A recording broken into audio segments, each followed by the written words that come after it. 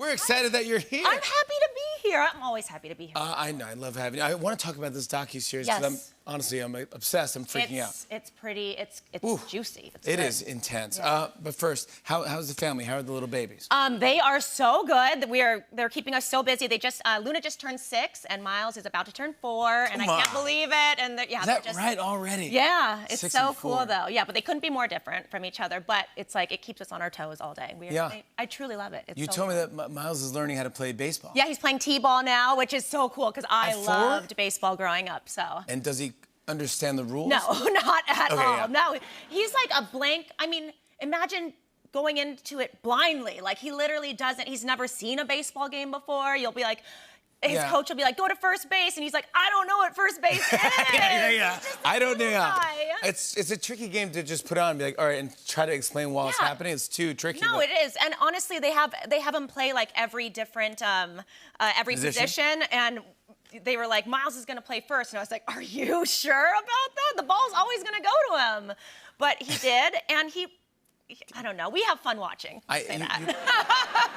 You brought us a very cute clip of Miles getting. Was it his first hit? Or yeah, it was his first hit, and oh my God, it was really. So he hits the ball and then doesn't quite know. He doesn't know what to do. Yeah, of course. We haven't explained it to him. Yeah, here's Miles. Here's Miles getting his first hit. Look at this.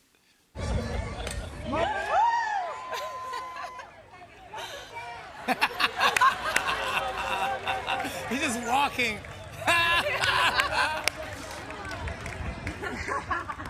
Yes! That's Miles!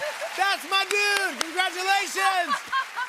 We're not. He's so cool. He's like, now what's up? I know. We are not an athletic bunch, honestly. But John is so proud, and someone's like, drop the bat. Like, you have to explain every part. Like, of course he wouldn't know to drop the bat. No, come on. But it's so sweet. That's the best thing. It's really awesome. Having kids is the greatest thing. Yeah, it really is so fun. I heard that you had a recent incident with Luna and the Tooth Fairy. Oh, yeah.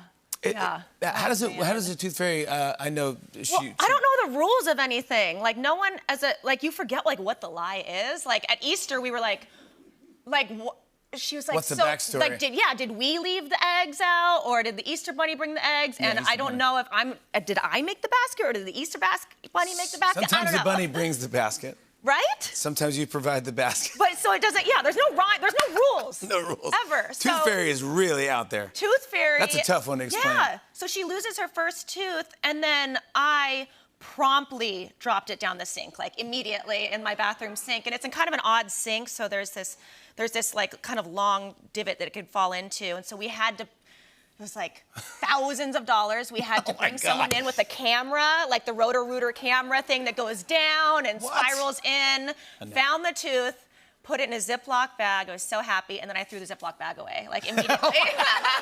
You totally forgot what you were doing? Like, clean it up, throw it out. That's my thing, too, is I throw away everything. I love throwing things away. So, that one's gone, but I do have her other ones. Yeah, my Franny swallowed her first tooth. Oh, really? Yeah, she's like, I lost my first tooth. Oh, my God, where is it? How gross are their first teeth? I swallowed it. Too. Like, it's, like, the root is so long. I didn't know teeth roots were that long. Is it just Luna? Yeah, right? I don't know if that tooth was ready to be pulled. Really, yeah.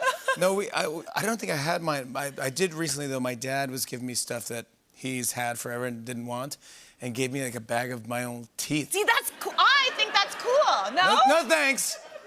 No thanks. I have their umbilical cords. I have. Yeah, I think he gave me that too. It was in. So let's just keep it in the shoebox. We're good. I have the cords. Surprise me later. Everything. Yeah, I go, no, we'll freak out my kids later. I don't have fingernails, though. Teeth. Oh, stop it. No one has fingernails. No, I know, no. Right? But I'm just like, what am I supposed to do with my, I don't know. I guess it's kind of interesting. Your old teeth? No. I don't know. My mom keeps all that stuff, too. It's wild. Yeah. It's wild what parents keep. I know. I don't mind it, though, I gotta say. Yeah, I'm good not having it. I'm fine without it. Yeah, you know, I was looking at this beautiful picture of your family because you guys, when normal families go out, they go to whatever, they go to a restaurant, they go bowling. When you guys go out, you go to the Grammys. Here's you bowling a lot. Here's you at the Grammys. Everyone looking good. What was that like to bring the kids? That was their first time to Las Vegas.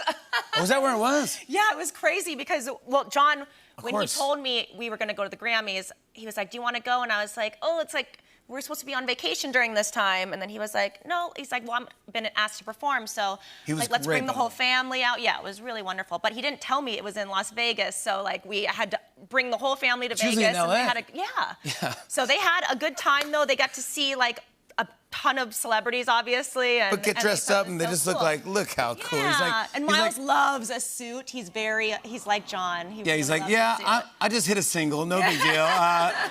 Now I'm up to the Grammys. I want to talk about this docuseries, Yeah. okay? Now, it's called The Way Down, W-A-Y. Yes. And I say that because didn't Gwen have a thing called like The Way? Yeah, so she started as this, she started something called the Way Down Workshop, and she was just this big diet guru. She was an author, she sold a lot of books, and then she really, what do these people love more than money is power. So she kind of decided to meld it with this like toxic Christianity and then start this cult-like following at this church called the Remnant Fellowship. Yeah. And Started her own church. Yes, she preyed on the insecurities of a lot of the people that followed her, and she basically had these, fundamentalist values, but she tied it into, you need to pray instead of every time you want to eat, you should just pray. And it was basically like intuitive eating, but it was just all done so And everyone wrong bought and so this book, toxic. and everyone bought the book. Everyone was so down. She was on every talk show, and it's a thing. Yes, and you're yeah. like, wait, what's going on? Oh, it was a big thing, yeah. So, and she just took off, and she just got more and more powerful and had more and more followers, and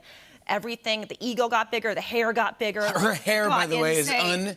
Her hair, unbelievable. yeah. You think it's a joke, it's not a joke. I know, you start to, and then I was actually like, when we were talking about this at South by Southwest, we were trying to figure out why. And How? I think it's because she wore these like chunky shoes and had big hair, and I'm pretty sure it was to make herself feel smaller in a way. Like if she has surrounded by these big things, it makes her feel dainty or something. I don't know. I've never seen any other person with that hairdo in my life. No, never. No. I don't know what to compare it The to. higher the hair, the closer to God. Wow, yeah, there it Maybe is. that's it. She definitely got close. Yeah. And the husband and all that stuff, and then you go... and Yeah, the husband was Tarzan. I mean, it was all such a weird...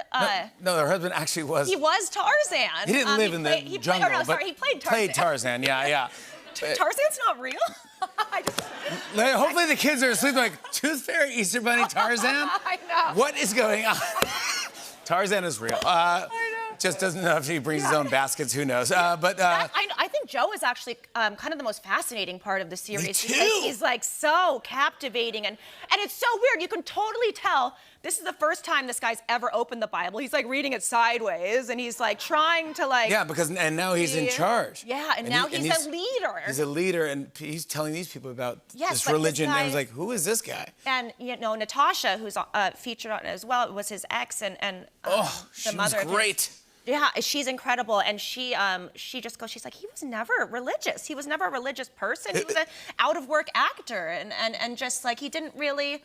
This wasn't the person he was. But it's also not that long ago, Sam. know. I mean, like, you go like, oh, is this from the 60s or something? And you go, know. this is like 10 years ago. That's But the then- weirdest part to me is these stories exist, and we don't know about that this is happening. So when it was brought to me, I was like, no way, this is happening right now as we speak. But It's can crazy. we talk about what, as you were finishing up production on the series, something terrible happened? Yeah. Oh my God. It was. Yeah. We woke up one day and just scrolling our news feeds and saw that Gwen and Joe's plane had crashed into a lake outside of Nashville, and everyone on the plane died. So, it was just like, it was terrifying because we didn't know who was on the plane exactly, and Natasha didn't know if her daughter was on the plane, and it was just so scary and a really weird time. And we get on the phone with HBO Max, and we wonder if should we continue with this? But then, as time passed, we realized that people were more and more okay with speaking out now that she was gone. Like, they were very fearful of her. They were afraid to say anything. Yeah, they were scared to go against her. They didn't know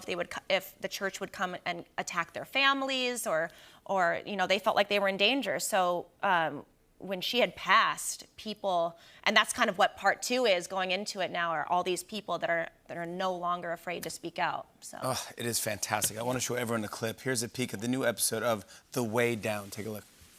That text wasn't just for the people within Remnant, but from anyone outside of Remnant that would get a hold of that.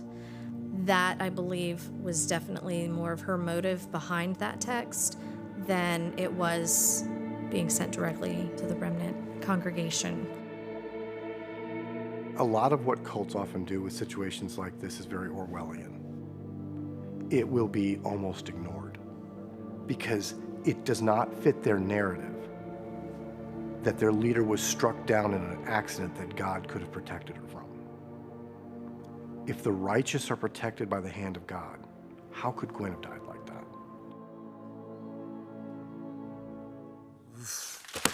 Chrissy Teigen, everybody, the final episodes of The Way Down, God, Greed, and the Cult of Gwen Shamblin premiere Thursday on HBO Max. Hey, hey.